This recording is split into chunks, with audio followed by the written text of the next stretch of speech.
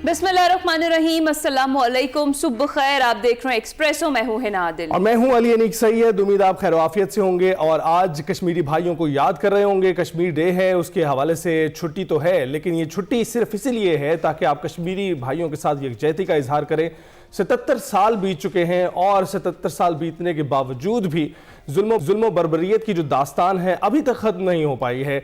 और करीबन कोई 6 साल से ज़ायद का अरसा हो चुका है जब ये काले कवानीन वहाँ पर नाफिज किए गए हैं भारत की जानिब से, और वहाँ पर सख्त तरीन कर्फ्यू इस वक्त नाफिज है। जी हाँ, बिल्कुल। 5 फरवरी को हम यौम यकजहती कश्मीर मनाते हैं। पाकिस्तान हर फोरम पर अपने जो मजलूम कश्मीरी बहन भाई हैं उनके हक़ में आवाज़ बुलंद करता आया है और आगे भी करता रहेगा।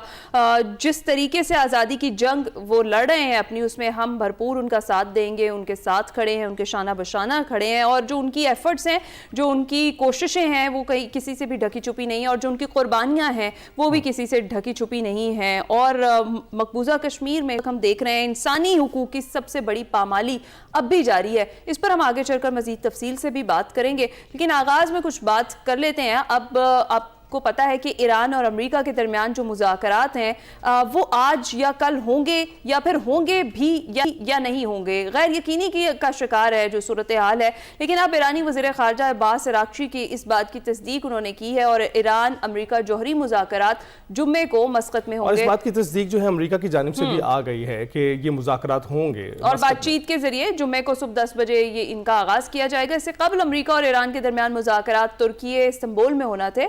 अमेरिकी वज़ीर ख़ारजा मार्को रूबियो को कहना था कि ईरान जुम्मे को मुलाकात करना चाहता है तो हम तैयार हैं। बामायनी मुज़ाकरात के लिए बैलिस्टिक मिसाइल प्रोग्राम पर ज़रूर बात होगी। स्टीव विटकॉफ और जैरेड कुशनर ईरान के साथ मुज़ाकरात करेंगे। इससे कबल अमेरिकी सदर डोनाल्ड ट्रंप ये कह चुके हैं कि ईरान मिडनाइट हैमर जैसा ऑपरेशन दोबारा नहीं चाहेगा। उम्मीद है मुज़ाकरात कामयाब होंगे। तो आपने सुनी, उधर अमेरिका, चीन और रूस के सदूर में टेलीफोनिक राब्ते हुए हैं। अमेरिकी सदर ट्रंप ने कहा है कि चीनी सदर से ताइवान, रूस यूक्रेन जंग और ईरान की सूरत हाल पर बातचीत हुई। चीन की अमेरिका से तेल, गैस और ज़रूरी मसनूआत की इजाफी खरीदारी पर गौर किया गया। और इससे पहले चीनी सदर शी जिनपिंग और रूसी सदर पुतिन में वीडियो कॉल पर राब्ता हुआ। रूसी सदर पुतिन ने कहा कि रूस चीन ताल्लुकात हालिया आलमी सूरत हाल में इस्तेहकाम का बाइस है। चीनी सदर शी जिनपिंग का कहना था कि दो तरफा ताल्लुकात में पेशरफ्त के लिए एक ग्रैंड प्लान तरतीब देना होगा। इस पर बात करने के लिए हमारे साथ मौजूद हैं डॉक्टर जमील अहमद खान साहब, साबिक सफीर हैं। बहुत बहुत शुक्रिया डॉक्टर साहब हमें ज्वाइन करने के लिए। सबसे पहले गुड मॉर्निंग, कैसे हैं आप? जी सुबह बखैर, मैं ठीक हूँ और उम्मीद है कि हर चीज़ ठीक रहे गिरदो नवा में और हमारे मुल्क की आस पड़ोस में। आमीन आमीन। डॉक्टर साहब, सबसे पहले ये जो मुज़ाकरात का हमने जिक्र किया, जो गैर यकीनी की सूरत हाल है कि मुज़ाकरात आज होंगे या कल होंगे या नहीं होंगे, इस पर आप क्या कहेंगे और इनका होना कितना ज़्यादा ज़रूरी है? नहीं, होना तो इसलिए ज़रूरी है कि अगर ये नहीं हुआ तो खित्ते में एक भूचाल सा आ जाएगा, इसलिए बहुत ज़रूरी है। और इसी वजह से यकीनन पूरे खित्ते के जितने सरबराहान हैं, आपने देखा कि वो गल्फ़ कंट्रीज़ हो गया, इवन पाकिस्तान, और हमारी मंशा, ख्वाहिश और साथ साथ यकीनन जो गल्फ़ कंट्रीज़ हैं वो सारे के सारे सहमे हुए हैं कि जिस तरह सुप्रीम लीडर ने धमकी दे दी थी कि अगर इस मरतबा हम पर स्ट्राइक हुई यानी हमला हुआ तो हम फिर खित्ता बिल्कुल डिस्टेबलाइज हो जाएगा। और खित्ते में उन्होंने उससे पहले कहा था कि हम यूएस जितने भी बेसेस हैं और जहां से जिस रुख से हम पर हमला हुआ उस रुख पर हम भी हमला करेंगे। तो बल्कि उन्होंने पूरे खित्ते के डिस्टेबलाइज, तो इसलिए इसका बहुत ज़्यादा ज़रूरी है कि किसी तरीके से कामयाब हो। लेकिन जो कंडीशंस रखी हैं, यही चीज़ मैं पूछना चाह रही थी डॉक्टर साहब। जिस तरह की कंडीशंस हैं और जिस तरह के डोनाल्ड ट्रंप के बयानात हैं, उनकी रोशनी में उनके मुताबिक क्या जो मुज़ाकरात हैं उनके साथ उनका फ्यूचर क्या है? नहीं, अगर इसको आप देखें क्वांटिफिकेशन के लिहाज से, जो कि ज़ाहिर है नहीं करना चाहिए, क्वांटिफिकेशन बहुत मुश्किल होता है, लेकिन इजी अंडरस्टैंडिंग के लिए मेरी ख्वाहिश है कि मैं आपके नाज़रीन के सामने पेश कर दूं जो इशारे मिल रहे हैं। पहले तो मैंने आर्टिकल लिखा 2-3 दिन पहले के 30% चांसेस हैं कि मुज़ाकरात हों और मुज़ाकरात में कुछ कामयाबी हो, 70% नाकामी नजर आती है। और अब जब कंडीशंस को मजीद स्ट्रेंथन कर दिया है कि इनरिचमेंट ज़ीरो हो जाएगी और मिसाइल्स प्रोग्राम को ख़त्म कर दिया जाए, اور یا لمٹ کیا جائے اس کے جو سپرسونک میزائلز ہیں، اور اس کے ساتھ جو بچے کھچے ان کے حامی اور ہواری ہیں یعنی پراکسیز جس کو کہتے ہیں امریکنز، اس کو بھی ختم کر دیا جائے، ان سے لا تعلقی ظاہر کیا جائے، تو وہ ایران کے لیے تو خودکشی کا ایک منظر ہوگا۔ ایران رجیم اور ایرانی قوم اس پہ اپنے قابلین کو تو نہیں چھوڑے گی کہ اگر وہ زیرو انریچمنٹ پر بھی چلے جائیں، میزائل والا معاملہ بھی ختم کر دیں، تو پھر تو وہ چڑیا کی طرح بیٹھے ہوں گے، جب چاہیں جو حملہ کر کے چلے جائے۔ تو یہ اس لیے لحاظ سے اب محسوس یہ ہوتا ہے جب سے دوبارہ مارکو روبیو نے کہا ہے اس کے بارے میں، اور اس کے بارے میں امریکہ سے تمام بیانات آئے ہیں کہ انریچمنٹ زیرو۔ اب وہ ایران کہتا ہے کہ یہ ہمارا ساورن حق ہے، آئی اے ای اے کے قانون کے مطابق، انٹرنیشنل لا کے مطابق، این پی ٹی کے سگنیچر ہے ایران، سگنیٹری ہے ایران، اس کے مطابق 3.67 انریچمنٹ ان کا حق ہے۔ لیکن جب وہ نیگوسیشن ٹیبل پر بیٹھیں گے تو ایرانی نے کہہ دیا کہ ہم تیار ہیں انریچمنٹ کے بارے میں، اور خبریں کچھ یہ بھی نکلی ہیں اور یہ منظر عام پر ہیں کہ ایران یہاں تک تیار ہو گیا ہے کہ جو انہوں نے اضافی افزودگی کر لی ہے، یعنی کہ جو انرچ کر لیا ہے، اس میں سے تقریباً 400 kg کسی اور ملک کو دینے کے لیے جو حفاظت میں لے سکے، اس کو تیار بھی ہیں۔ تو اس حد تک تو وہ کمپرومائز کر رہے ہیں۔ اور پھر تو ڈاکٹر صاحب یہ بھی بتائیے گا کہ یہ جو ایران اسرائیل تنازع تھا، یہ ایران امریکہ تنازع میں کیسے بدل گیا؟ نہیں تو وہ تو پوری دنیا کو اس چیز کا علم ہے کہ اسرائیل از امریکہ اور امریکہ از اسرائیل، اور وہ لیکن آپ جانتے ہیں کہ اسرائیل کے حوالے سے ہمیشہ جو ہے امریکہ یہ بیان دیتا رہا ہے، اور خاص کر ڈونلڈ ٹرمپ بھی یہ بیان دیتے رہے ہیں کہ اسرائیل جو ہے ان کی بات نہیں مان رہا، کنٹرول نہیں کیا جا سک رہا، اور پھر کئی بار ان کو جو ہے آپ نے دیکھا کہ ڈونلڈ ٹرمپ نے بہت ہی سخت قسم کے الفاظ بھی استعمال کیے۔ آپ کو لگتا ہے کہ وہ جو پالیسی ہے وہ ڈراپ کر دی گئی ہے اور اب کنفرنٹیشن پالیسی اختیار کر لی گئی ہے؟ نہیں، کنفرنٹریشن پالیسی ایران کے ساتھ تو ظاہر اختیار کر لی گئی ہے، لیکن آپ بات کر رہے تھے اس سے پہلے حصے میں سوال کے کہ امریکہ کی بات اسرائیل نہ مانے، اسرائیل کی کیا مجال کہ امریکہ کی بات نہ مانے؟ امریکہ اسرائیل کو اسلحہ دینا بند کر دے، اسرائیل کے لیے جو اس نے بحر احمر میں بحری جو اپنی کشتیاں اور بحری بیڑے کھڑے کیے ہوئے ہیں اس کو ہٹا لے اور ان کی سپورٹ چھوڑ دے، تو اسرائیل ویسے ہی دھرم سے گر جائے گا۔ کافی ہیں اس کے گرد و نواح کے ممالک، لیکن وہ امریکہ کی مدد سے ہی اسرائیل جو اس وقت دندناتا پھرتا ہے اور اسرائیل اپنی طاقت دکھلاتا ہے، وہ امریکہ کی وجہ سے، ورنہ اسرائیل کی جو پاپولیشن ہے اور اسرائیل کا اس میں گرد و نواح کے ملک ہی اس کے لیے کافی ہیں، باقی اس کی ضرورت نہیں ہے۔ تو یہ میرا خیال ہے کہ یہ لوگوں کا یہ تاثر غلط ہوگا، یہ ہے صرف دکھانے کی بات دنیا کو، اس کے علاوہ ان کا، اور آپ بھی جو اتنا بڑا بحری بیڑا اور یہ پورا ایسٹس جو اس سے پہلے کبھی اس خطے میں نہیں دیکھے گئے، وہ جو ان ایسٹس پہ نظر ڈالیں، پھر زیرو انریچمنٹ کی بات کی ڈیمانڈ پر نظر ڈالیں، اور کل جو ہونی ہے عمان مسقط میں نیگوسیشن یا ٹاک، اس کے مذاکرات، تو اس میں کتنی امید کی جا سکتی ہے؟ تو امید تو اچھا تو انہی مذاکرات کا میں ذکر کر رہی ہوں ڈاکٹر صاحب، پاکستان اس ساری سچویشن میں کیا اپنا کردار ادا کر سکتا ہے جو اس ٹائم پاکستان کی جو پوزیشن ہے اس کے مطابق؟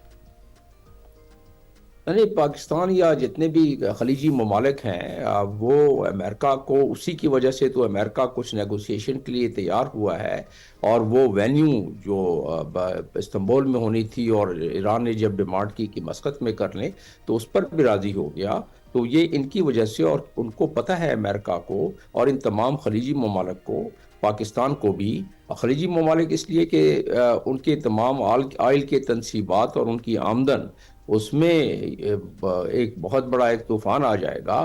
پاکستان اس لیے کہ پاکستان کا پڑوسی ملک ہے ایران، اور ایران کے ساتھ پاکستان کے عوام کی یقیناً ایک ہم آہنگی ہے، ایک دلچسپی ہے، ایک ہمدردی ہے، اور اس کے علاوہ ایران کی جو باؤنڈری ہے پاکستان کے ساتھ، وہ جس باؤنڈری کی وجہ سے جتنے ہمارے پاس آ جائیں گے ایرانی ریفیوجیز، ان کو سنبھالنا ہمارے لیے مشکل ہو جائے گا. ایران سے ویسے بھی ہمارے ربط ضبط ہیں, وہ سارے اس پہ افیکٹ پڑے گا. پاکستان تو اس پہ یقیناً اس کو پریشانی ہے, اور پاکستان کیا کر سکتا ہے یا خلیجی ممالک کیا کر سکتے ہیں, وہ ایک اخلاقی دباؤ ڈال سکتے ہیں. اس سے زیادہ تو امریکہ پر آپ کو پتا ہے کہ پچھلی مرتبہ بھی یہ ممالک بیچ میں سارے کے سارے پڑے تھے اور 2 دن رہ گئے تھے ایگریمنٹ سائن کرنے میں JCPO کے, یعنی جوائنٹ پلان آف ایکشن جو ہے اس کی ایگریمنٹ سائن کرنا تھا, اور 2 دن پہلے انہوں نے اسٹرائک کر دیا V2 بمپر اور ساری چیزیں.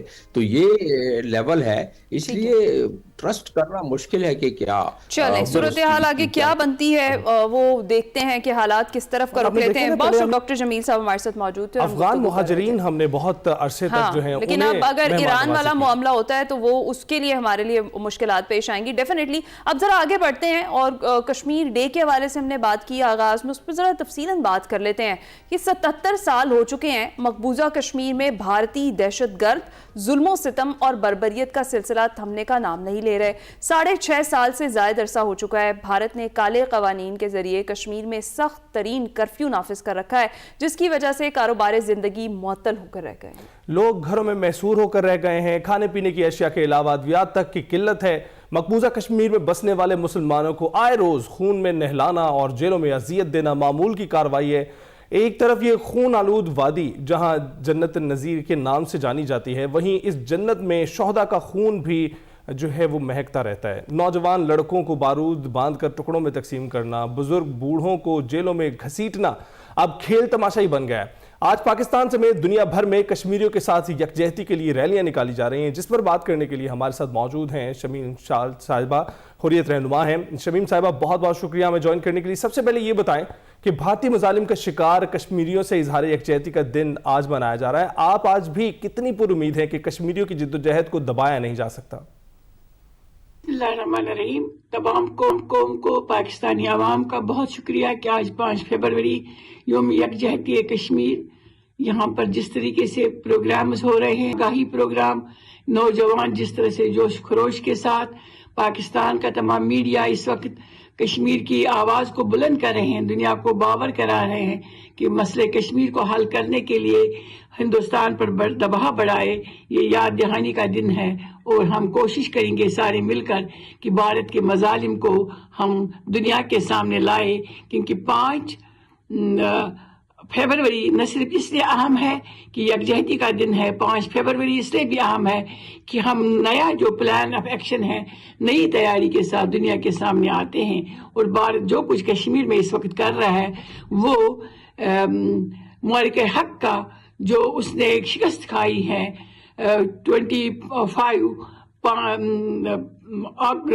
مئی 25 کو اس کا وہ کشمیر سے انتقام لے رہا ہے.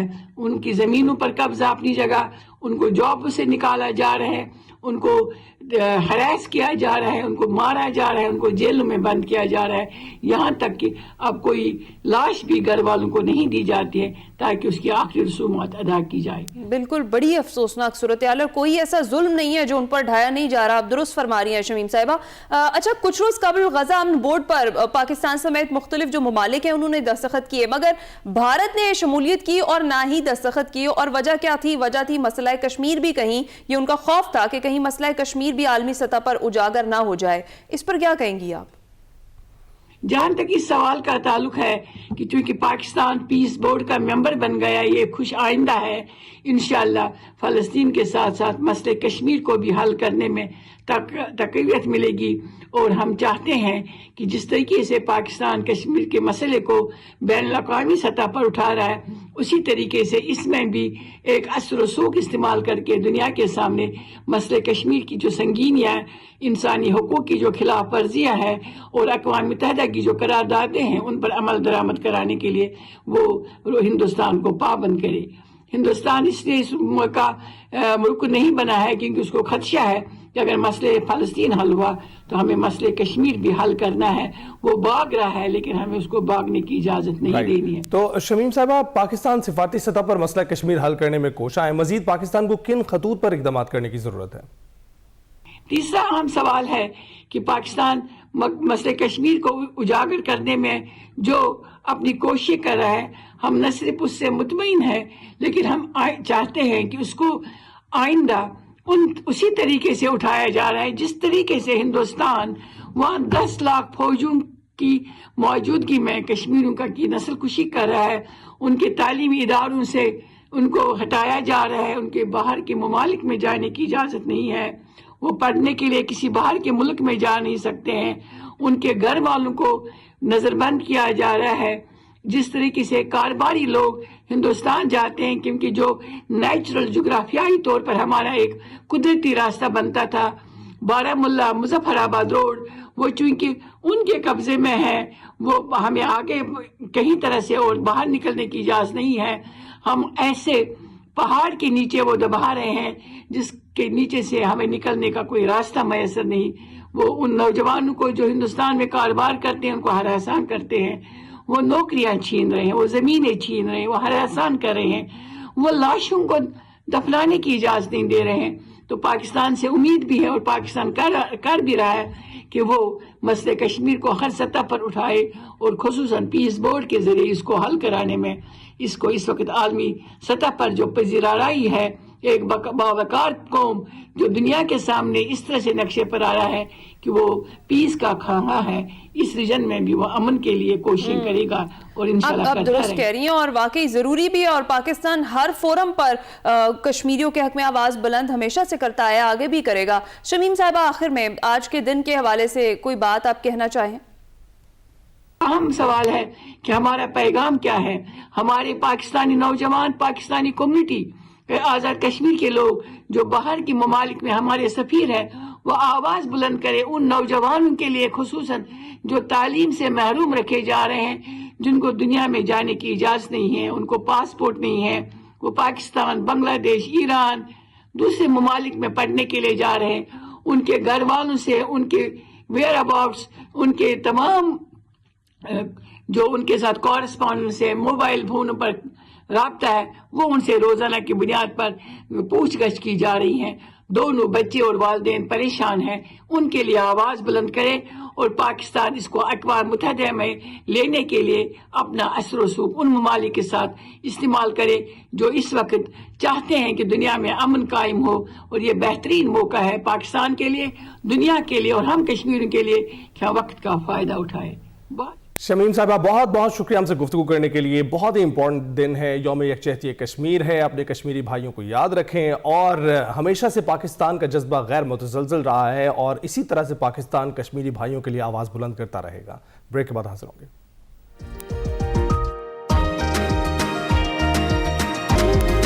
Welcome back to Express. اب شامل کریں گے اپنا سیگمنٹ سفر ہے شرط، اور دیکھتے ہیں کہ آج کیا بات ہو رہی ہے۔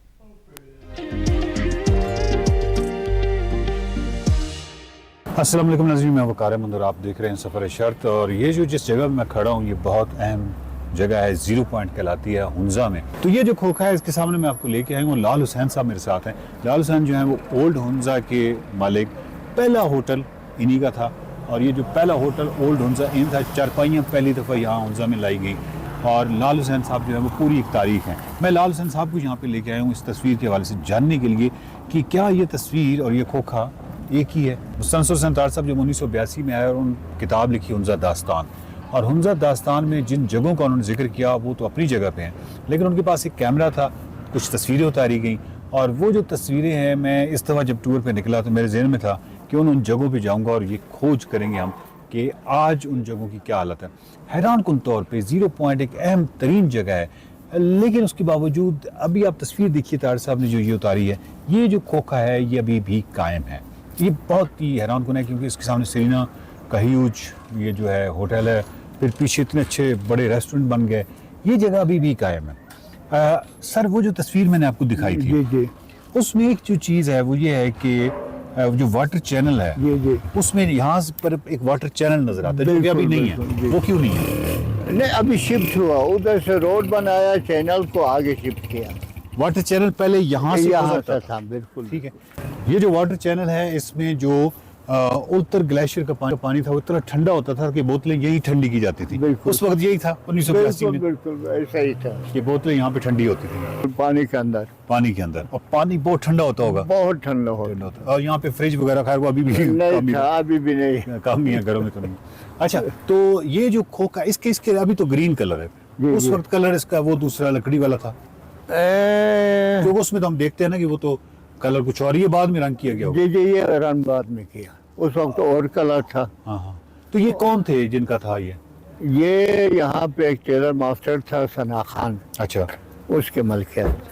अच्छा अच्छा अच्छा, उनकी मलकियत थी। सही सही सही सही। और अभी भी उन्हीं के पास है या नहीं, अभी उन लोगों ने भेज दिया आ गया। Okay okay. यहाँ से सामने बलतित फोर्ट का और उत्तर का एक बहुत ही खूबसूरत नज़ारा है, और यहाँ ये वो खोखा हुआ करता था। पता नहीं कितने टूरिस्ट यहाँ पे वो इस वक्त आते थे। यहाँ सर नीचे तो सारा कच्चा रास्ता था ना, बिल्कुल कच्चा रास्ता, यानी उस कच्चे रास्ते और से। रास्ता यही था। अच्छा, ये नहीं था, वो नहीं था, ये रास्ता बाद में बनी 91 में। ये 91 में, में। और उससे पहले इसका मतलब है कि यहाँ से आते थे। यहाँ से सिर्फ जीप सर्विस। और वो मट्टी थी, और वो बिल्कुल दूसरी वाली जनाब, मट्टी, वो बिल्कुल, बारीक वाली, और जीप में जनाब स्पेशल वो गेट लगा के यहाँ ऊपर चढ़ते थे, अदरवाइज पैदल ही आते थे। जी जी। Okay okay okay. तो इसका मतलब है कि आपने उस एतबार से, उस हिसाब से होटल के लिए बेहतरीन जगह बनाई थी, क्योंकि ये आज मुझे समझ आई है, क्योंकि जब आप बिल्कुल यहाँ ऊपर आ जाते थे तो आपका होटल आ जाता। जी जी जी, ठीक है, तो इधर से आज ये रास्ता जो है वो बाद में बना। बाद 91 में बनी। Okay okay okay okay. कई मुझे इस तस्वीर में जो सबसे बड़ी कंफ्यूजन थी ना, वो ये थी कि ये कुल और वाटर चैनल किस तरह इधर आया, और ये जो दरख्त है ये खैर बाद के, पिछले वाले कुछ दरख्त अभी हैं।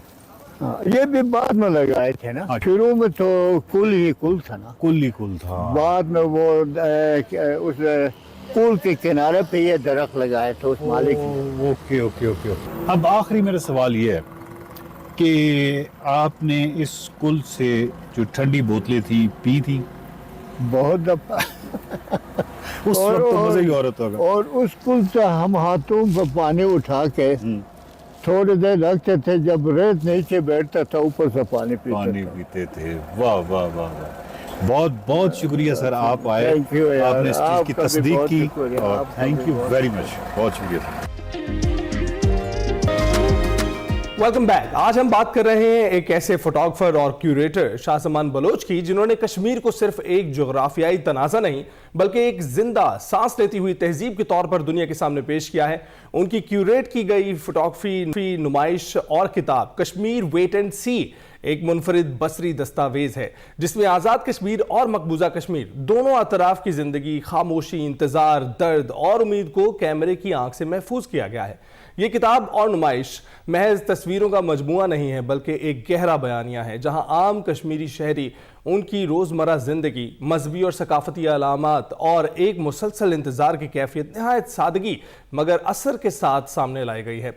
शाहजमान बलोच ने बतौर क्यूरेटर इस काम को एक मतवाज़न और हसास अंदाज में पेश किया है, जिसका मकसद किसी एक मौक़िफ़ को थोपना नहीं है, बल्कि नाज़िर को देखने, सोचने और समझने का मौका देना है। यही वजह है कि वेट एंड सी एक ताकतवर अलामत बनकर उभरता है, एक ऐसा इंतज़ार जो नस्लों से जारी है और एक ऐसी कहानी जो तस्वीर के जरिए खुद बोलती है। जी हाँ, मजीद हम उन्हीं से बात करेंगे। हमारे साथ शाहजमान बलोच साहब मौजूद हैं, जो फोटोग्राफर हैं। इसके साथ साथ अली रजा सैयद साहब हमारे ज्वाइन कर रहे हैं, चेयरमैन कश्मीर काउंसिल यूरोपीय यूनियन है। आप दोनों को खुशामदीद। शाहजमान साहब, सबसे पहले मैं आपसे ये जानना चाहूँगी, कश्मीर वेट एंड सी, इसका ख्याल कैसे पैदा हुआ और इस उन्वान के पीछे जो आपकी बुनियादी सोच है, जो ऑब्जेक्टिव है, वो क्या है? अस्सलाम वालेकुम। देखें, ये प्रोजेक्ट जो है सेड्रिक गॉर्बायर का प्रोजेक्ट है। उन्होंने जी शाहजमान साहब, एक सेकंड आपको रोकेंगे, थोड़ा सा फासला कर लीजिएगा कैमरे से। जी अस्सलाम वालेकुम।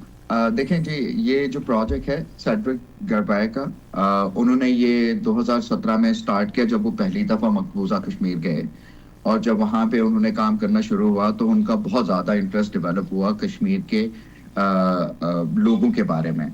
सो ही वांटेड टू एक्सप्लोर ज़्यादा इस सब्जेक्ट को, कश्मीर को, कश्मीरियों के राइट्स को और कश्मीरियों के कहानियों को वो बहुत ज़्यादा डॉक्यूमेंट करना चाहते थे। तो वो उन्होंने 2017 से 2024 तक ये प्रोजेक्ट बॉर्डर की दोनों साइडों पे शूट किया, जिसमें गिलगित बल्तिस्तान भी वो गए और हमारे साइड जो आज़ाद जम्मू कश्मीर है वहाँ गए, उसके अलावा मकबूजा कश्मीर वो गए। तो ये एक बहुत लंबा प्रोजेक्ट है जो उन्होंने कोई 7-8 साल के टाइम में क्रिएट किया।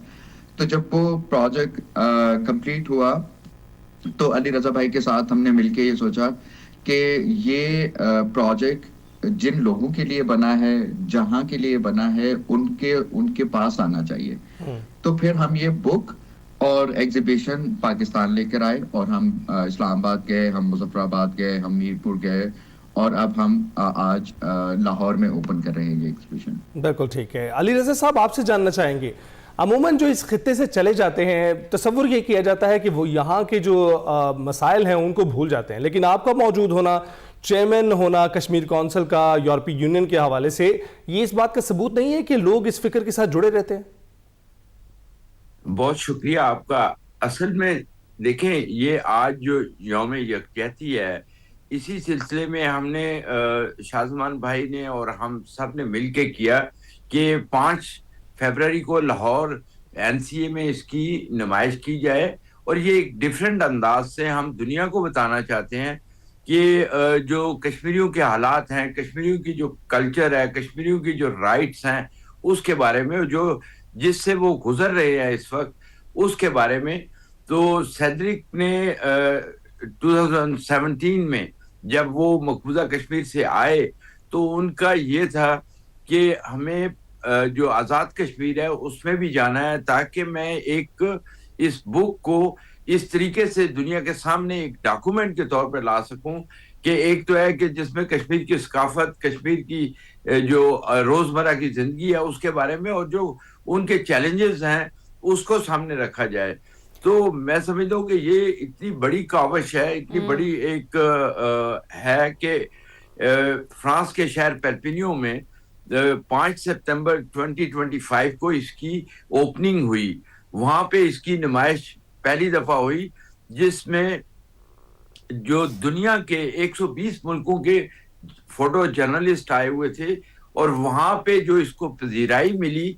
और उसके बाद हमने कहा कि हम बाकी यूरोपियन ममालिक में जाने से पहले जो खित्ता है जिसके मुतल्लिक है वहां जाएं। अच्छा। तो शाहजमान साहब ने इन्होंने अरेंज किया, इन्होंने कहा कि हम क्यूरेट करेंगे और इसको कश्मीरियों और पाकिस्तानियों के सामने भी लाएं। जबरदस्त, बिल्कुल ठीक। अच्छा शाहजमान साहब, जिस तरह से आपने इस हवाले से सोचा, आपने प्रोजेक्ट के बारे में भी बताया, इसमें आज़ाद कश्मीर और मकबूजा कश्मीर दोनों तरफ की जो तस्वीर हैं या दोनों जानिब की जो ज़िंदगी है वो शामिल की गई है, वो दिखाई गई है, वो बताई गई है। इस बैलेंस को कायम रखना कितना ज़्यादा चैलेंजिंग था, कितना मुश्किल था? देखिए, हमेशा जब आप बहुत ज्यादा टाइम स्पेंड करते हैं किसी भी कॉन्फ्लिक्टेड एरिया के अंदर, तो वहां पे सबसे बड़ा चैलेंज ये होता है कि आप हेडलाइन से हट के फोटोग्राफ करें। सेड्रिक का जितना भी काम है वो हेडलाइन से हट के है। लोगों की कहानियां हैं, लोगों की पर्सनल कहानियां हैं, लोगों के जो डेली चैलेंजेस हैं कि एक आम कश्मीरी एक ऐसी जगह पे जो दुनिया की सबसे ज्यादा मिलिटराइज्ड जोन है वहां पे कैसे जिंदगी गुजारता है, उसकी डेली चैलेंजेस क्या हैं। और जो हमारी साइड से भी स्टोरीज हैं गिलगित बल्तिस्तान और आजाद जम्मू कश्मीर में, वो भी जो कहानियां हैं वो पर्सनल कहानियां हैं, लोगों की आर्काइव है, पर्सनल कहानियां हैं। तो जब आप काम देखते हैं तो आपको लगता है कि इसमें एक वेट एंड सी का बहुत बड़ा एलिमेंट है कि आपको कोई बहुत ज्यादा जो होता है ना कि बहुत एक्शन फिल्म मिलती है, जिस तरह एक्शन फिल्म होती है और एक आर्ट फिल्म होती है। तो सेड्रिक का जितना काम है कश्मीर के बारे में वो बहुत आपको रोकता है और आपको मजबूर करता है सोचने के ऊपर, जिसकी वो फोटोग्राफ है। तो मुझे लगता है कि ये बहुत यूनिक प्रोजेक्ट उस लिहाज से है कि आप दोनों साइड की जो जिंदगी है वो देख सकते हैं और उनको कनेक्ट कर सकते हैं। शाहजमान साहब, ये भी बताइएगा कि एक आर्टिस्ट होने के नाते अमूमन हम कहते हैं कि सरहदें नहीं होती आर्टिस्ट की, तो आप गैर जानिबदारी, जो फनी गैर जानिबदारी है और अपना जो जज्बाती पहलू है, दोनों को एक साथ किस तरह से केटर करते हैं? देखिए, सेड्रिक से मेरी बड़ी इस चीज के ऊपर बात हो रही थी। कहते हैं यार देखें, एज एन आर्टिस्ट आप कोई ओपिनियन नहीं लेके जाते, ایز این آرٹسٹ آپ جاتے ہیں کسی بھی جگہ پہ ایک کھلے دماغ کے ساتھ اور پھر وہاں پہ جا کے اس چیز کو ایکسپیرینس کرتے ہیں اور ایکسپلور کرتے ہیں. تو اس کام میں بھی آپ کو بہت انٹیمیٹ فوٹوگرافی ملے گی. ان اسپیسز میں, ان جگہوں میں, ان لوگوں کے ساتھ سیڈرک نے کام کیا ہے جو نارملی آپ یا تو اسکپ کر دیتے ہیں یا آپ دیکھتے ہیں کہ یار ہم اس جگہ پہ ایکسس کیسے لے سکتے ہیں. اس کا سب سے بڑا ریزن یہی ہے کہ جب 2017 سے لے کے 2024 تک وہ ملٹیپل ٹائم جاتے رہے اور پھر وہ لوگوں کے ساتھ ریلیشن شپ بناتے رہے, تو ان کو بہت ڈفرینٹ ایکسس ملتا ہے. اور پھر یہ ہوتا ہے کہ آپ کیونکہ جاتے ہیں, کلچر کو انڈرسٹینڈ کرتے ہیں, تو پھر آپ بہت زیادہ بائس یا وہ ایک وہ نہیں ہوتا کہ گلوبل پرسپیکٹو سے ایک چیز کو دیکھتے ہیں, پھر آپ اپنا ایک اوپینین ڈیولپ کرتے ہیں. تو سیڈرک کے کام میں آپ کو وہ بہت زیادہ نظر آئے گا کہ وہ بہت نیوٹرل ہے, neutral in terms of an artistic approach, not in terms of stories, but ایک فوٹوگرافر کی جو اپروچ ہے وہ بہت نیوٹرل ہے کسی کانفلکٹڈ ریجن کے اندر. جس طرح جرنلسٹ ہوتا ہے, جرنلسٹ کا کام کوئی اوپینین بنانا نہیں ہوتا یا کوئی اوپینین نہیں کرنا ہوتا. جرنلسٹ کا کام ہوتا ہے کہ آن گراؤنڈ ریالٹیز کو عوام تک پہنچانا ہوتا ہے. تو سیڈرک کیونکہ ایز اے فوٹو جرنلسٹ کام کرتے رہے ہیں کانگو میں, پیلسٹائن میں, بہت ساری جگہوں پہ, تو ہی also took the same approach کہ کشمیر میں بھی he is not going with bigger agenda جس طرح ہوتا ہے آپ دیکھتے ہیں. He is going as an photo journalist, as an artist to explore Kashmir as a region.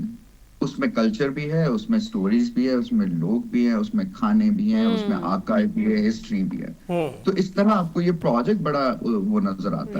Right. اچھا علی رضا صاحب, جس طرح سے اس پروجیکٹ کے بارے میں ہم بات کریں, بیسیکلی تو یہ دونوں اعتراف کے کشمیر کی اگر ہم کہہ لیں کہ ایک سائلنٹ سٹوری ہے یا پھر جو تصویروں میں قید انتظار ہے وہ ہم نے دیکھا, کیمرے کی آنکھ سے دیکھا گیا کشمیر بیسیکلی اگر ہم اسے کہہ دیں. کیا لگتا ہے آپ کو اس طرح کے پروجیکٹس کا سامنے آنا, خاص طور پر جس طرح سے آپ لاہور میں آج اس کو اوپن کر رہے ہیں, اور آج کے دن کے حوالے سے سگنیفیکنس کیا ہے, اور دوسرا یہ کہ کتنا زیادہ امپورٹنٹ ہے ہماری یوتھ کو بھی پتا ہونا کہ بیسیکلی جس کشمیر کا ہم ذکر کرتے ہیں وہاں پہ اصلیت میں کیا چل رہا ہے؟ دیکھیں, اصل میں جو یہ پروجیکٹ ہے یہ ایک یونیک پروجیکٹ شروع ہوا, اور یہ اس وقت ہوا جب سیڈرک نے خود جو اس کا جو نیوز میں جو تھے اس وقت پیلٹ گن کا استعمال ہو رہا تھا اور دوسری چیزیں استعمال ہو رہی تھی, تو اس نے انٹرسٹ لیا اس میں. تو یہ ایک طریقہ جو میں سمجھتا ہوں کہ جو ہم آج تک نہیں کر پائے, اس سے ہم کم از کم جو ہے وہ کریں گے دنیا کے سامنے, اور خاص کر یورپین یونین کے سامنے ہم اس کو جو ہے وہ کر سکتے ہیں, بہتر طریقے سے پریزنٹ کر سکتے ہیں کہ لوگ سمجھ سکیں. وہ ایک کشمیری کی نہیں بلکہ پاکستانی کی نہیں بلکہ ایک غیر ملکی, ایک بیلجیم فوٹوگرافر نے خود جو محسوس کیا, خود اس نے اس پہ دونوں طرف جا کے, اس کا یہی تھا کہ دونوں طرف کی لائف جو ہے اس کو میں شو کر دیکھوں اور اس کو جو ہے نا پریزنٹ کیا جائے. تو اس کے بعد جو ہے نا اس کا یہ پرپینیو فرانس میں جس طریقے سے لوگوں نے انٹرسٹ لیا, فرینچ لوگوں نے اور دوسرے جو باہر سے لوگ آئے ہوئے تھے, تو میں سمجھتا ہوں کہ یہ ایک یونیک ڈاکومنٹ ہے, فار ایور ہے, اور ہمیں بچوں کو بھی, یوتھ کو بھی اور اپنی لوگوں کو بھی یہاں پہ یہ دکھانے کی ضرورت ہے کہ مقبوضہ کشمیر کے اندر جو لائف ہے وہ کیسی ہے, اور جو لائف ادھر ہے آزاد کشمیر میں. بلکہ میں بہت ضروری ہے کہ آپ دکھائیں پہ وزٹ کیا, بالکل کنٹرول لائن پہ جو آزاد کشمیر کے باشندے ہیں وہ بھی بھارتی گولہ باری کے ساتھ جو وکٹم تھے ان کے بھی ہم نے انٹرویو بھی کیے اور ان کو ان کی فوٹوگرافی بھی کی, وہ بھی موجود ہیں. تو یہ تو بہت ضروری ہے علی رضا صاحب, آپ نے یونیک ڈاکیومنٹ کیا ہے اور اس کو پہنچایا ہے, بالکل ہونا چاہیے. تو شازمان صاحب آپ بتائیے گا کہ کوئی آخری میسج دینا چاہتے ہیں آپ؟ دیکھیں, جب بھی ہم کسی بھی کانفلکٹ ایریا میں بات کرتے ہیں تو اٹس ویری ڈیفیکلٹ کہ آپ کانفلکٹ کے بارے میں सही से रोनमाई कर सकें। आई थिंक फोटोग्राफी हमारे मुल्क में एक ऐसा मीडियम है जिसको बहुत Right. ज्यादा पजीराई नहीं आप दी दुरुस्त गई। फरमा रहे हैं और आपका जो ये जो प्रोजेक्ट है वाकई इसकी पज़ीराई होनी भी चाहिए और वो ज़रूरी भी है। बहुत शुक्रिया शाह ज़मान साहब हमारे साथ मौजूद थे, अली रज़ा सैयद साहब मौजूद थे, आप दोनों का बहुत शुक्रिया। अभी हम ब्रेक पर जाएंगे। प्रोग्राम के दूसरे हिस्से में खुश आमदीद, क्रिकेट पर भी बात होगी और बसंत पर भी बात होगी, मायूस ना होइएगा, जरूर बात करेंगे। लेकिन अभी शामिल करेंगे सेगमेंट एक्सप्रेसो अचीवर, जिसमें आज कौन सी सक्सेस स्टोरी हमें बयान की जा रही है, दिखाई जा रही है, आइए देखते हैं।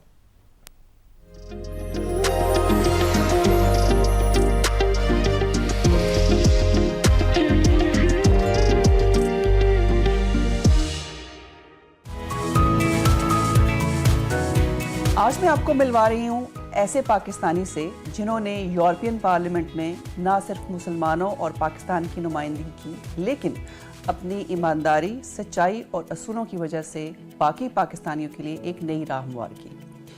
ये एक रस्मी इंटरव्यू नहीं बल्कि एक दोस्ताना गुफ्तगू है, जिसमें हम जानेंगे उनसे उनका सफ़र, उनके चैलेंजेस और पाकिस्तान में अगली नस्ल के लिए वो क्या पैगाम देना चाहेंगे। आइए मिलते हैं साबिक मेंबर यूरोपियन पार्लियामेंट जनाब सजाद करीम साहब से। अस्सलाम वालेकुम जी। वालेकुम सलाम Samina, it's always good to C you. Same here, आपसे मिलके बहुत खुशी होती है और ख़ास तौर पर आपकी जो अचीवमेंट्स हैं और आपकी जो एक कोशिश रही है ख़ास तौर पर पाकिस्तान के लिए, उस पर बात करके बहुत अच्छा लगता है। स्टार्ट करते हैं बेसिक से, वहाँ से जहाँ से आपने आगाज़ किया। कितने साल की उम्र में आप यहाँ पे यूके में आए या आप यहीं पे पैदा हुए? I was born here in Blackburn, इधर नज़दीक ही जो है एक कॉटन मिल टाउन है, तो I was born there in 1970, तो काफ़ी एजड हो गए हूँ अब। अच्छा, तो आपने एज भी बता दी साहब ने। काफ़ी टाइम पाकिस्तान मैंने भी गुजारा है आपने? अच्छा, हाँ वो जी कब? बिल्कुल। Initially, when I was 3 years old, I spent 1 year at that time, and that was very formative क्योंकि वो language skills, cultural understanding, you know, it's very important in that age. And so when I came back from Pakistan and went to school here, बल्कि nursery school and then school, तो मुझे बिल्कुल कोई अंग्रेज़ी नहीं आती थी at that time. Just Punjabi, that was it, strictly Punjabi.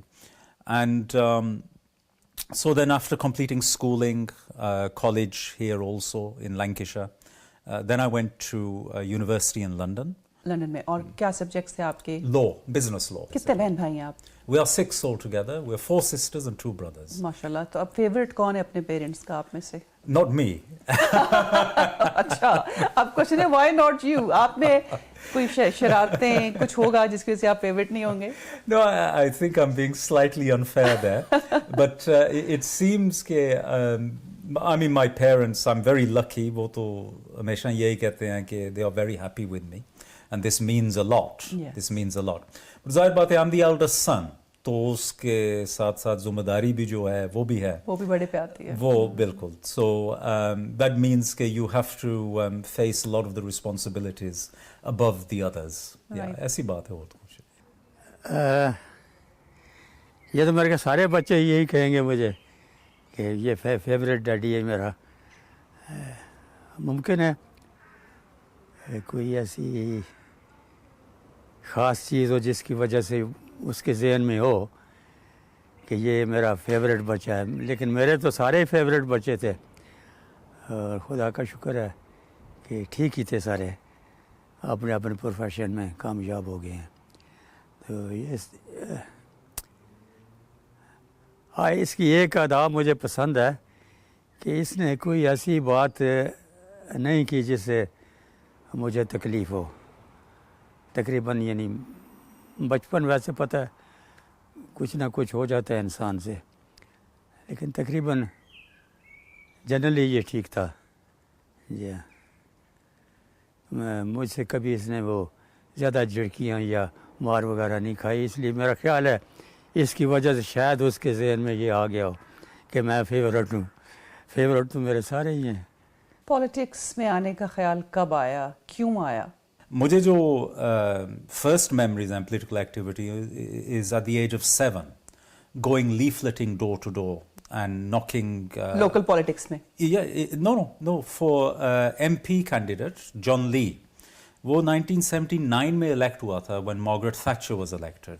تو مجھے یاد ہے going knocking doors and leafleting, etc. And quite often, people, the public who was living there, they would see me with them and they would give me sweets, etc. and what have you. So this is first memory. आपने 7 साल की उम्र में leafleting की, लेकिन कोई इस दौरान क्या बहुत आसानी से आप पॉलिटिक्स में चले गए? कोई चैलेंज आया? क्योंकि अक्सर तो मैंने ये देखा है कि अपनी कम्युनिटी में रहते हुए ज़्यादा चैलेंजेस फेस करने पड़ते हैं. If you want to achieve something or you want to go somewhere. Actually, you know, politics is not an easy game for anybody, irrespective. But I found that my community has actually been very good to me, because I always fought elections from from party platforms which are not the Labour Party. اور اکثریت جو ہماری community ہے وہ labour party کی supporter ہے, baker ہے. But I managed to always gain their confidence and their support, which allowed me to carry through in politics, particularly at a local level and then at a European level as well. Getting the support of the vast majority of people from my own community was very important, because that was always my solid base. Yeah. اچھا, جب آپ member of European parliament بن گئے تو آپ کو زیادہ تر time Brussels میں گزارنا پڑتا تھا, تھرو آؤٹ دا ویک, اور ویکینڈ پہ کبھی آ گئے. کتنا مشکل تھا یہ آپ کے لیے کہ آپ کو فیملی یو کے میں, خود اب برسلز میں, کیسے آپ نے سارا کوپ کیا؟ It was tough. It was really tough throughout. It got tougher as we went along. پہلی بات تو یہ ہے کہ even in my professional career, I was in politics alongside it, local politics. So I spent very little time in a family environment. In public life, you are out all the time. تو میرا profession بھی ایسا تھا کہ I was spending huge amounts of time outside of Manchester and outside of Lancashire, sometimes travelling globally as well through work. GSP plus status Pakistan کو دلوانے میں آپ کی contributions کو بہت سراہا گیا. How hard it was actually to achieve that? The GSP plus issue was something that was ongoing at a European Union level before I became an MEP. It was already there in the system as GSP. Later it became GSP plus. So I played a role as part of a much bigger movement. There was many people involved in getting to a stage where the European Union granted GSP plus to Pakistan. As time went on, when stars align, when something is going to happen, the Almighty aligns the stars. And the lucky thing for us was, from my perspective anyway, was when we won the general election here and David Cameron became Prime Minister. This really changed the basis upon which we could provide support to Pakistan for the GSP plus. And alhamdulillah, we played our part. It wasn't entirely down to us, no. We played our part, and alhamdulillah, we got to a stage where ultimately it was granted. اور پاکستان نے آپ کو آپ کی اس recognise بھی کیا, جو Brussels میں آپ نے جو بھی کام کیا, اور اس میں آپ کو آئی تھنک ستارہ قائد اعظم جو آپ کو ملا, وہ اچیومنٹ آپ کے لیے کیسی تھی جب Pakistan recognised you? Yeah, very special, and also for my parents as well. Because, they had left Pakistan so long ago, and then to be recognized in this way was very special. And also the fact that it was the Satare Qaid-e-Azam. Because we grew up learning about Qaid-e-Azam and his personality and all of these things. And actually, when I was a councillor, there was an elder senior conservative British councillor called Councillor Roy Jenkins, who served with me on the council. He had served as a bodyguard to Qaid-e-Azam Muhammad Ali Jinnah back in pre-partition India and at the time of partition. Achha. And he used to tell me about Muhammad Ali Jinnah, about how his personality was, his characteristics, and his leadership and leadership style.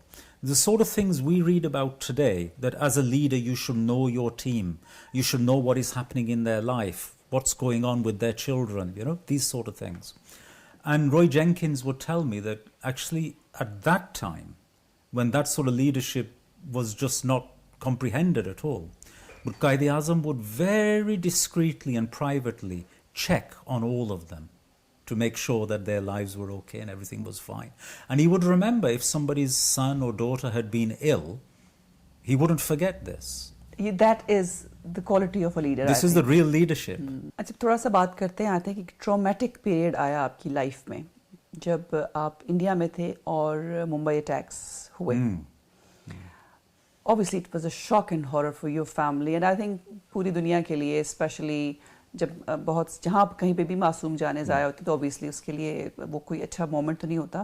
But you being دیر تھوڑا سا بتائیے ہمارے audience کے لیے کہ where were you اور کیسے سب کچھ ہوا اور کیسے آپ اس میں سے بچ کے نکلے؟ It's one of a few instances that I've had to face. One of the few, acha aur bhi. There are others. But this particular one was Mumbai 2008, 26th of November. 26th of November. And I was there leading a European Parliament international trade delegation. We were negotiating the EU-India free trade agreement, and I was the lead negotiator. And we'd spent some time in Delhi and then we just arrived in Mumbai. And that's when, after we arrived in Mumbai, in the Taj Hotel, in the reception area, I was stood there when the attack unfolded. And yeah, it was horrific because I watched people getting shot in front of me and falling. I could see the gunman stood right in front of me. Literally, he was smiling at the time he was shooting, but he was completely, his eyes were dead, and there was firing from behind me as well. But luckily, I managed to see a little escape avenue from the corner of my eye, so I turned and I ran towards that. But as I turned, maine kalma padh liya because I was expecting I would take a shot from behind. But I managed to make it to that exit point and turned and went down into this restaurant. So then that became another issue because when I got down there, I told them what has happened. So they closed all the doors and everything. But there was one German guy who was in that restaurant. He recognized me. And then he told the others that this is this guy. So then everybody else in the restaurant said to me, we want you to go because you're going to attract danger to us. Right. So then I had to leave from there, come back out, and literally I had to go over all these dead bodies of people who had been stood with me at the time in the reception. And then I had to literally lucky for me, the gunman had gone upstairs at this point, and I managed to escape. And that gunman was Ajmal Kasab. The one that I came face to face with is the same guy, yeah. اس وقت جب سنین میں Manchester میں تھی کہ Bombay attack ہو گیا اور مجھے پتا تھا کہ سجاد ادھر ہی ہے تو ہم گھر آئے پھر ادھر سجاد کے گھر آئے بڑی پریشانی میں لیکن ایک دم میں کھڑی ہوں نا تو میرے امی جی فوت ہو گئے ہیں میرے کان میں آواز آتی ہے کہ خون بہاؤ خون بہاؤ پھر ہم نے اسی وقت فون کیا بکرا صدقہ دے دو تو تھوڑی دیر بعد سجاد کا فون آ گیا یقین کریں جیسے معجزہ نہیں ہوتا کہ میں سیف پلیس میں ہوں مجھے نیچے لے گئے ہیں تو پھر کچھ حوصلہ لیکن جب تک واپس نہیں آیا بہت پریشانی تھی. اچھا یہ بتائیے کہ آج کل آپ کیا کر رہے ہیں؟ I heard کہ you are still in a very big game ماشاءاللہ لیکن یہ بتائیے کیا ہو رہا ہے آج کل؟ I established a consultancy in Brussels in 2019 when this whole Brexit affair was unfolding. And from that we provide strategic advice to heads of state and governments on their European Union affairs and European Union policy making. And now we also have a further presence now established in the UAE, from where we manage the Middle East and Central Asia as well. So we have a presence right across the European Union, Middle East, Central Asia, and also a little bit now in the Far East as well. So it's becoming quite global in terms of what we do.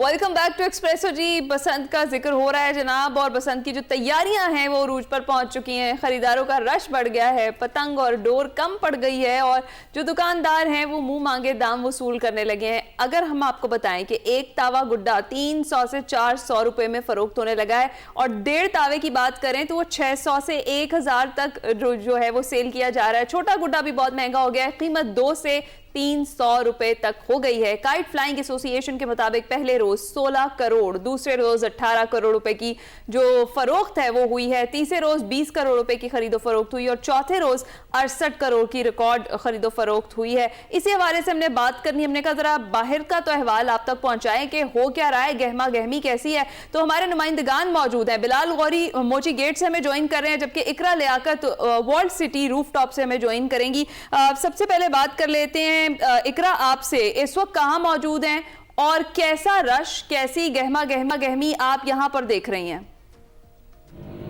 जी बिल्कुल, आप मेरा cameraman अगर आपको दिखा सके ही ना तो देखेंगे जब मेरे जो पीछे ना इस तरह से लग रहा है जैसे मैं ना बसंत की कवरेज के लिए नहीं आई हूँ, बल्कि यहाँ पर कोई जलसा हो रहा है और यहाँ पर किसी जो है ना जमात के कारकुनान खड़े हैं। मेरे साथ एक छोटा सा बच्चा मौजूद है जिसको सिर्फ 3 पतंगे मिली हैं, और इन उड़ाने से पहले इन पतंगों की ये सूरत हाल है कि उस बेचारे ने बहुत ही छुपा के उसने मुझे कहा नहीं मैडम मैंने नहीं देनी, आप मुझसे मेरी पतंग ना ले। तो मैं जानती हूँ कि ये पतंग ये छोटी सी पतंग है पौने तावा की, जो पता नहीं 400-500 रुपए की बजा रहा। बेटा कहाँ से लेके आ रहे हो? मोची गेट।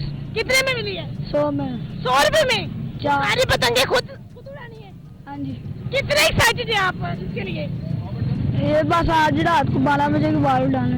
आज रात भाई छोटे बच्चे ने 12 बजे के बाद उड़ानी है। एक सर मेरे साथ मौजूद है जिन्होंने जो है यहाँ पर बिल्कुल बकायदा बसंत वाले कपड़े भी पहने हुए। सर आज से बसंत की तैयारियां पूरी? बिल्कुल इंशाल्लाह जी। कितनी तैयारियां कर ली है आपने? गुड्डे पतंगा डोर लीती है, बच्चे गए ने उड़ान दे ते ਅਸੀਂ ਕੋਲ ਖਲੋ ਕੇ ਦੇਖਾਂਗੇ। तो ਤੁਸੀਂ ਕਿਉਂ ਨਹੀਂ ਉਡਾਣੀ ਸੀ? ਅਸੀਂ ਬਚਪਨ ਜੀ ਉਡਾਉਂਦੇ ਰਹੇ ਹਾਂ। 5 ਸਾਲ ਬਾਅਦ ਜਿਹੜੀ ਮਿਲ ਰਹੀ ਹੈ ਹੁਣ ਤੁਹਾਡਾ 55 ਚੱਲ ਰਿਹਾ। ਆਪਣੀ ਧੀ ਮਰੀਮ ਨਵਾਜ਼ ਸਾਹਿਬਾ ਦਾ ਬਹੁਤ ਸ਼ੁਕਰੀਆ ਅਦਾ ਕਰਨਾ ਵਾ ਕਿ ਉਹਨਾਂ ਨੇ ਬੜਾ ਅੱਛਾ फंक्शन बनाया है। अल्लाह उन्होंने खैर करे, ਅਸੀਂ ਉਹਨਾਂ ਦੇ ਖੁਸ਼ ਹੈਗੇ ਹਾਂ। आप लोग कितने एक्साइटेड हैं बसंत के लिए? किस तरह की तैयारियां हैं आप लोगों की? आपकी साथ हमारी यही अपील है मरियम नवाज साहब से कि रेट इनका कम करे। तो माड़ा बंदा जो खरीद नहीं सकता, मैं 3 दिन हो गया मैं जा रहा हूँ लेकिन मेरी समझ से बाहर है, मैं खरीद नहीं सकता। देखिए भी यहाँ पर बसंत का इतना जोशो खरोश है कि लोग अपने घरों के कामकाज छोड़कर जो है वो डोर और गुड्डियाँ खरीद रहे हैं, लेकिन भाई मिल नहीं रहे हैं। हम देख रहे हैं के नखरे आसमान पर हैं। दुकानदारों के नखरे भी हैं, लोग यहाँ जोशो खरोश का मुजाहरा भी कर रहे हैं, पर उम्मीद करते हैं कि वो जो छोटे गुड्डे थे वो आपने बच्चे को वापस नहीं किए, क्योंकि बच्चों के लिए मुमानत है, वो उड़ा नहीं सकते हैं। तो आप अपने पास ही रखिए, आप उड़ा लीजिएगा, उसको पैसे अदा कर दीजिए, क्योंकि यहाँ नहीं बेटा मुझे मेरे गुड्डे वापस कर दो। आपके लिए आप इनको बताएं भी साथ साथ कि भाई 18 साल से कम उम्र के जो बच्चे हैं वो नहीं उड़ा सकते हैं पतंगे, और वाकई जोशो खरोश दीदनी और हर कोई अली एक्साइटेड नजर आ रहा है, बहुत एक्साइटेड है इस वक्त। बिलाल आपकी जाने बात है, मोची गेट पर आप मौजूद हैं, बहुत ही खरीदो फरोख्त जो है मोची गेट पर भी इस वक्त जो है हमारे साथ है। बिलाल आप बताइएगा कि वहां पर कैसी गहमा गहमी देख रहे हैं? जी लाहौरियों को तो बहाना मिलना चाहिए, और बसंत का त्यौहार है वो तो लाहौरियों का ही है। लोगों में इतना जोशो खरोश पाया जा रहा है, लोग इतने एक्साइटेड हैं कि वो बस इंतज़ार करें कि अब छत पे पतंगे उड़नी चाहिए। और इस वक्त जो माहौल है अंदरूनी शहर लाहौर का, आज छुट्टी का कश्मीर डे भी है, तो लोग खरीदो फरोख्त करने के लिए आए हुए हैं, लोग खरीदो फरोख्त कर रहे हैं, और इतना रश है। खास तौर पे ख़वातीन जोन सी हैं अपने बच्चों के साथ अपनी फैमिलीज के साथ आ रही हैं, और इतना रश है कि जो कहने की इंतहा है। लोगों के पास यही गिला है कि एक तो उन्हें गुड्डी नहीं मिल रही, अगर मिल रही है तो वो इतनी महंगे दामों में मिल रही है कि कीमतों का शिकवा करते हुए नहीं दिखाई दे रहे, क्योंकि हम बारहा बता रहे हैं कि एक्स्ट्रा जो कीमतें हैं वो वसूल की जा रही है आवाम से, उसके बावजूद जो सेल है वो बड़ी ठीक ठाक हो रही है। जी सेल तो बहुत ठीक ठाक हो रही है। जो ज़राए हैं वो कह रहे हैं कि 1 करोड़ रुपए तक की जोन सी हैं इस वक्त गुड्डी और डोर फरोख्त हो चुकी है। لیکن جون سا اب یہ یہاں پہ اندرون موچی گیٹ میں، رنگ محل میں، شالمی میں جتنے بھی اطراف کے بازار ہیں وہاں پہ ہو یہ رہا ہے کہ دکانداروں سے بھی مڈل مین جو لڑکے ہیں یا دوسرے لوگ ہیں وہ گڈی پتنگ خرید رہے ہیں اور آگے لوگوں کو بھی مہنگے داموں بیچ رہے ہیں. یہ بھی یہاں پہ ہو رہا ہے. اور جو دکاندار ہے کیونکہ آج گڈی لوگوں نے زیادہ خریدنی ہے، رات 12 بجے کے بعد گڈی جون سی ہے آپ کو چھتوں پہ لوگ اڑائیں گے کیونکہ 6 فروری ہو جائے گی. اجازت کے مطابق لوگ قواعد اپنے سسٹم میں رہتے ہوئے قانون کے مطابق یہ گڈی اڑانے کی اجازت ہوگی، گڈی اڑائیں گے. اور اس وقت اندرون شہر جون سا ہے موچی گیٹ میں جہاں پہ موجود ہوں، یہاں پہ اس کے اطراف کے جو بازار ہیں، شیخا والا گلی ہے، شالمی ہے، رنگ محل ہے، اندر جتنے بازار ہیں وہاں پہ خواتین آئی ہوئی ہیں، اپنے بچوں کے ساتھ آئے ہیں. اور جو خاص طور پہ آج کی نوجوان نسل ہے، بزرگ ہیں، انہیں لے کے آئے ہیں کہ بسنت وہ کس طرح مناتے تھے، بسنت ہے کس طرح. مہنگے ہونے کے باوجود دکاندار یہ بھی آپ سے جاننا چاہیں گے کہ آپ نے ایسی گہما گہمی آخری مرتبہ اندرون شہر میں کب دیکھی ہے؟ جی ہم تو خود اڑاتے رہے ہیں. جب سکول سے آتے تھے تو آ کے مطلب کہ یہی ہوتا تھا کہ ٹیوشن جانے سے پہلے گڈی اڑائیں. تو یہ 2008 میں جب دیکھی ہے، اس کے بعد جو بھی ہوا ہے اس کے بعد کوئی گڈی نہیں اڑی. وہ جس نے بھی اڑائی ہے وہ قانون کے خلاف ورزی کی ہے. لیکن 2008 کے بعد سے لے کے ہم نے لاہور میں اتنی گہما گامی نہیں دیکھی. کیونکہ رات میں بھی یہاں پہ جب ہم یہاں پہ موچی گیٹ میں موجود تھے تو اتنا رش تھا. میرے خیال سے عید سے زیادہ رش ہوتا ہے یہاں پہ. اور عید کے دنوں میں بھی، آخری دنوں میں بھی اتنا رش نہیں ہوتا جتنا رش یہاں پہ اندرون موچی میں ہے. دوسرے شہروں سے بھی لوگ آئے ہیں اور ہر سال دیکھ لوگ سکتے ہیں کتنا کراؤڈ ہے اور کتنے زیادہ لوگ موجود ہیں. سب سے خوشائن چیز یہ ہے کہ فیملیز آ رہی ہیں خریدنے کے لیے، جو مائیں ہیں وہ اپنے بچوں کو لے کر آ رہی ہیں. تو اللہ کرے یہ تہوار جس طریقے سے پلان کیا گیا ہے اسی طریقے سے منایا بھی جائے، محفوظ طریقے سے. اچھا اقرا آپ بتائیں ذرا، آپ نے اپنی شاپنگ کر لی ہے، آپ نے اپنے لیے لے لی ہے ڈور اور پتنگ، یہاں پہ کیا ریٹ چل رہا ہے یہ تو ذرا ہمارے ساتھ شیئر کریں. اور ہو سکتا ہے کہ مناسب بن رہا ہو تو ہم اپنا آرڈر بھی آپ کو ہی بتا دیں، آپ ہمارے لیے بھی لیتی ہیں. جی بالکل، میں نے اپنے لیے جو ہے گڈے وہ بھی خرید لیے ہیں. مجھے جو گڈا ملا تھا وہ ایک تاوے کا وہ 400 روپے کا، جبکہ 1.5 تاوے کا جو ہے وہ 600 روپے میں مل رہا ہے اور ڈور نہیں مل رہی ہے. سب سے بڑا فنامنا یہ ہے، المیہ یہ ہے کہ ڈور ملنا بند ہو گئی ہے. کل میں نے ہنا ایک ڈور بنانے والے کے پاس گئے تو کہتا میڈم یہ دیکھیں میرے ہاتھ جڑے ہوئے ہیں، مجھے تنگ نہ کرے، ڈور نہیں مل سکتی. پھر اس نے نا مجھے اتنی سی پنی جو ہے نا وہ گفٹ کی. اس نے کہا میڈم اس سے آپ کی ڈور چل جائے گی. تو بالکل آپ لوگوں کے لیے بھی میں یہاں سے خریداری کروں گی. باقی میں نے ایک کپڑوں کی اکیلی اڑا سکتی ہیں چھت پہ؟ نہیں بالکل بھی اکیلی نہیں اڑا سکتی، اپنی پوری ٹیم کے ساتھ اڑاؤں گی. میرے ساتھ ایک بڑا خوبصورت بچہ موجود ہے جسے پہلی دفعہ جین زی نے پسند بنانی ہے. اس سے جانتے ہیں آپ ہماری طرف سے اس بچے سے اگر سوال کریں، میں اگر آپ سے کہوں کہ جین زی کو تو بالکل بہت ساری ایسی ٹرمنالوجیز ہیں جو پتہ ہی نہیں ہے پسند کے حوالے سے کہ تناویں کیا ہوتی ہیں، کنی دینا کسے کہتے ہیں. ذرا اس طرح کے کویسچنز پوچھیں، کیا پتہ ہے جین زی کو؟ مجھے یہ بتائیں کہ آپ کا شمار جنزیز میں ہوتا ہے، یہ پتہ ہے کہ کنی اور تناوا کس طرح سے دیا جاتا ہے؟ میم جی سب سے پہلی یہ بات ہے، یہ کرنی فضول ہے کیونکہ جتنے پیسے عوام اس میں خرچ کر دی اتنے تو پاکستان کا قرض اتر جاتا ہے. 3 4 5 دنوں میں لوگوں نے 32-33 کروڑ روپیہ ضائع کر دیا. نہیں لیکن ڈیفینیٹلی آپ یہ بتائیں کہ فیسٹیوٹی ہے، محفوظ طریقے سے منانے کے لیے ہمیں الاؤ کیا گیا ہے. اتنے سال بعد ایک تہوار واپس آ رہا ہے، اس کو تو سیلیبریٹ کرنا ہے. بچے بڑے سبھی ایکسائٹیڈ ہیں اس کو لے کر. مجھے یہ بتائیں کنی اور تناوا کس طرح سے دینا ہے؟ بالکل اس کو یہ ایسے کرنا ہے. اچھا اقرا بہت بہت شکریہ آپ کا اور بلال آپ دونوں کا. آپ اندرون شہر سے ہمیں رپورٹ کر رہے تھے. دیکھیں فیسٹیوٹیز جاری ہے اور شکوے شکایات ہوتے رہتے ہیں. اب اگر موقع ملا خوش ہونے کا اس پر بھی شکوے شکایات کرنا یہ میرا خیال ہے مناسب نہیں ہوگا. ابھی انجوائے کریں پھر بعد میں شکوے بھی کر لیں گے. ابھی بریک پر جائیں گے. Welcome back. بسنت کی بات تو کل سے ہم کریں گے لیکن کرکٹ کو نہیں بھولنا آپ نے. وہاں پر بھی ایک میلہ لگا ہوا ہے اور میلہ ایک لگنے والا ہے. ورلڈ T20 کپ جو ہے اس کا پاکستان کے بھارت کے خلاف ورلڈ کپ میچ کے بائیکاٹ نے جہاں ICC کی نیندیں اڑا دی ہیں، وہیں براڈ کاسٹرز بھی کروڑوں ڈالرز کے نقصان سے بچنے کے لیے ICC سے منت سماجت کر رہے ہیں کہ کسی طرح سے پاکستان کو منا لیا جائے تاکہ وہ بھارت کے خلاف میچ کھیل لے. بھارتی میڈیا نے دعویٰ کیا ہے کہ ICC T20 ورلڈ کپ کے معاملے پر پاکستان سے پس پردہ بات چیت کرے گا اور اس کے لیے ڈپٹی چیئرمین عمران خواجہ کو ذمہ داری سونپ دی گئی ہے. ادھر وزیر اعظم شہباز شریف کا 2 ٹوک موقف بھی سامنے آیا ہے بھارت کے خلاف نہ کھیلنے کا. और फैसला सोच समझ कर किया गया है। खेल के मैदान में सियासत की कोई गुंजाइश नहीं होनी चाहिए। वजीर आज़म ने कहा कि हमें बांग्लादेश के साथ खड़े होना चाहिए। दूसरी जानिब भारतीय मीडिया पाकिस्तान के बायकॉट पर बुखलाहट का शिकार है और सुबह शाम ये प्रोपेगेंडा जारी है उनका कि आईसीसी पाकिस्तान के खिलाफ सख्त कार्रवाई कर सकता है। कब की तैयारियों की बात करें तो पाकिस्तान और आयरलैंड के दरमियान जो वार्म अप मैच था वो बारिश की नजर हो गया। जी हाँ, जबकि कौमी टीम अब 7 फरवरी को नेदरलैंड से खिलाफ अपने सफर का आगाज करेगी। जनाब, इस सारी सूरत हाल पर हमने बात करनी है। मैं ज्वाइन कर चुके हैं अब्दुल माजिद भट्टी साहब, सीनियर स्पोर्ट्स तज्जियाकार हैं। अस्सलाम वालेकुम एंड गुड मॉर्निंग। कैसे हैं आप भट्टी साहब? जी वालेकुम अस्सलाम, सुबह खैर। उम्मीद है कि आपका बसंत से पहले का जो टाइम है वो लाहौर में अच्छा गुजर रहा है। अरे बेहतरीन बेहतरीन भट्टी साहब, मैं तो कहती हूँ आपको भी आना चाहिए। यहाँ पर जिस तरह की तैयारियां चल रही हैं और खासतौर पे कल से त्यौहार शुरू हो रहा है तो डेफिनेटली लाहौर इस वक्त देखने वाला है, पूरा बसंती रंगों में रंगा हुआ है।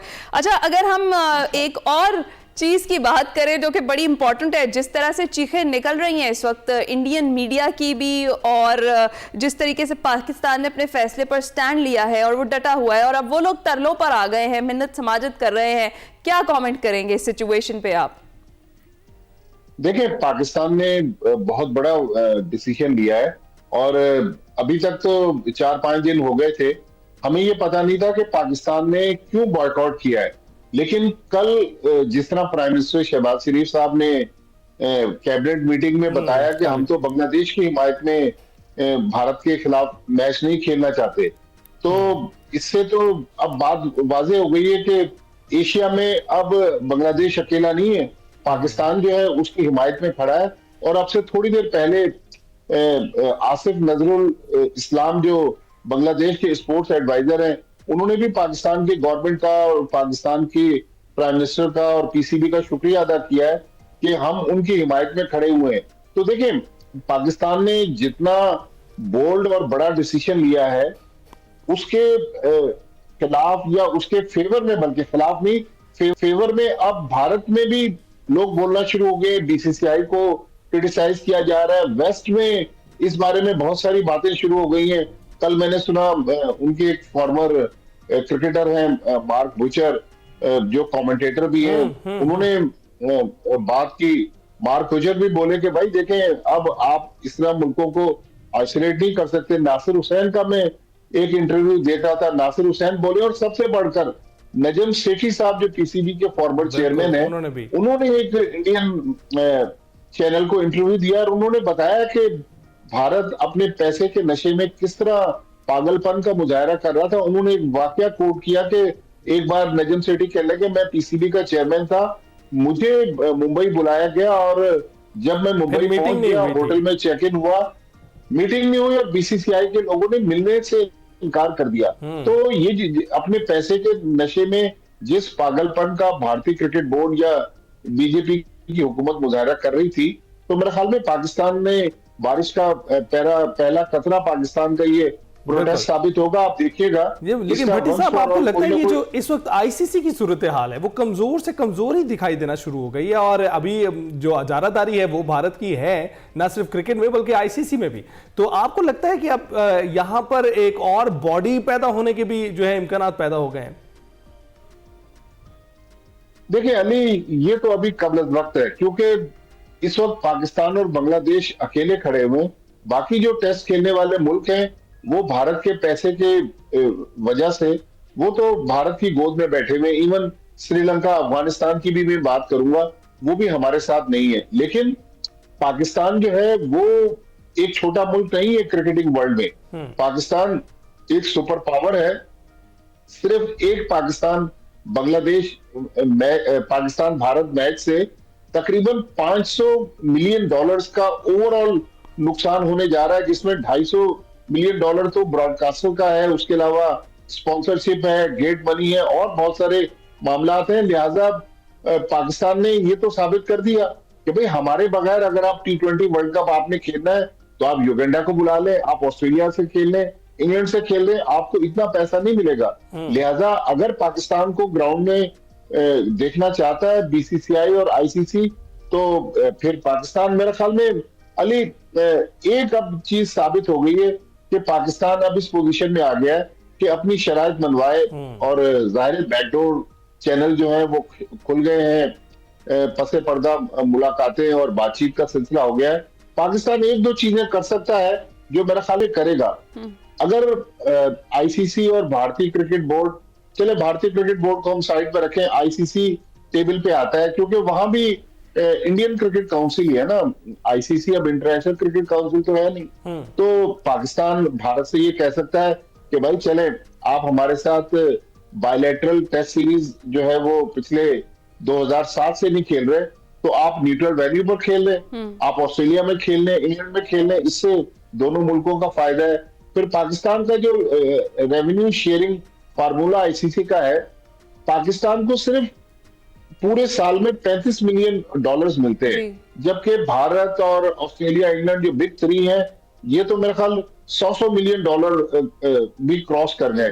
तो पाकिस्तान के पास ये भी एक मौका है कि पाकिस्तान वहां अपने पैसे बढ़वाए। अच्छा। और इसके अलावा पाकिस्तान समझता है कि आईसीसी के मामलात में जहां जहां पाकिस्तान अपनी शराइत मनवा सकता है वो मनवाएगा, और ये पाकिस्तान ने बहुत बड़ा एक कार्ड खेला है। और उसके बाद अब बांग्लादेश जैसे मुल्कों के साथ जहां आईसीसी ने एक बुरा सलूक किया, बांग्लादेश को टूर्नामेंट से बाहर कर दिया, तो अब नजम सेठी साहब ने कहा ना कि 40 करोड़ आबादी है दोनों मुल्कों की, पाकिस्तान और बांग्लादेश की, तो उनको आप आइसोलेट नहीं कर सकते। अगर आप करेंगे तो फिर एशियन क्रिकेट काउंसिल का मुस्तकबिल जो है वो भी खतरे में है। बिल्कुल आप दुरुस्त कह रहे हैं। अच्छा भट्टी साहब, ये मामला तो हो गया और सबक सिखा दिया हमने बड़े अच्छे तरीके से। अब जिस तरह से मिन्नत समाजत की जा रही है और ब्रॉडकास्टर्स भी नुकसान से बचने के लिए आईसीसी की मिन्नत समाजत कर रहे हैं और पूरे मामले पर, अब आपको लगता है कि कहीं ये फैसला तब्दील हो सकता है इतनी रिक्वेस्ट के बाद, या फिर जो कल प्राइम मिनिस्टर साहब ने बात की है उसके बाद कोई चांसेस नहीं है कि ये फैसला जो है वो तब्दील किया जाएगा? ना मेरे ख्याल में इतने हाईएस्ट लेवल पर ये मामला चले गए हैं, ये 15 वाला मैच तो मुझे होता हुआ नजर नहीं आ रहा।